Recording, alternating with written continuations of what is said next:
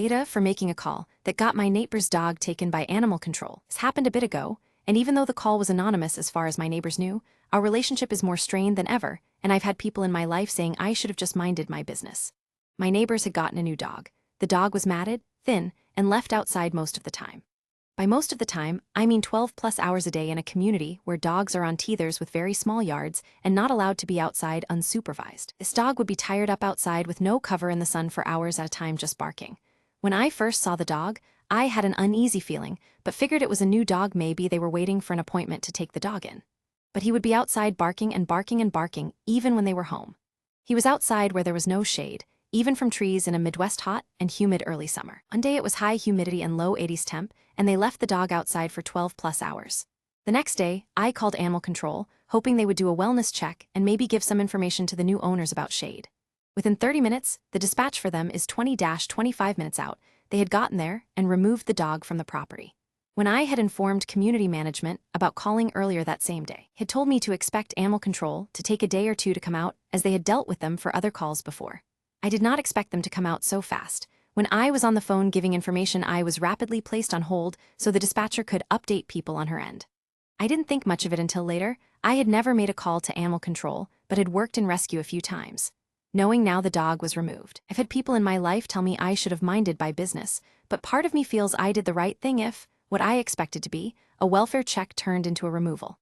Edit to add because it's been brought up a lot. I'm from the inner city in a small community in a rural area. The mind your business comments are coming from the strain of city slicker butting into country life type people. AITAH for refusing to cut off one of my closest friends because I slept with her boyfriend's friend once. My boyfriend and I are rebuilding trust after a rocky start. Early on, I dated other people before we became serious and wasn't as transparent as I should have been.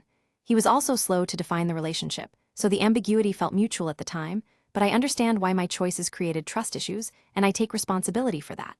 The current issue is this. About a year ago, I had a one-night stand with a friend of my close friend's boyfriend. I met him once, have never spoken to him since, and have no desire to. My boyfriend believes that because I crossed that line, I should cut off that entire social circle. His philosophy is that if I've truly changed, I should be willing to leave anything connected to that part of my life behind. He says no respectable man would be comfortable with his partner maintaining those friendships.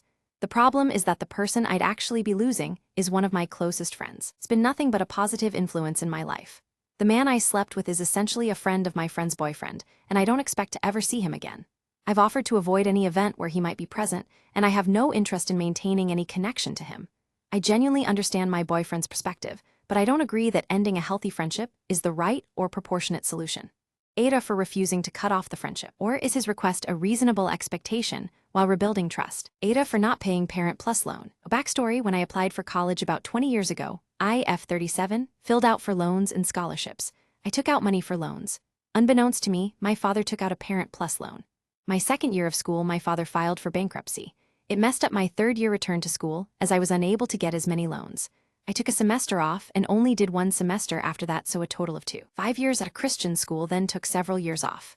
During lockdowns in 2020, my dad began getting notices about his loan. He asked me about it, but since I didn't know he had taken the loan out and I was paying on my own loans, I told him it wasn't mine.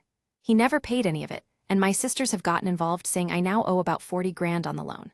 Here's the kicker. Could have gotten rid of the loan rolling it into the bankruptcy, or he could have paid the loan for 120 payment on the minimum while he was working a federal job.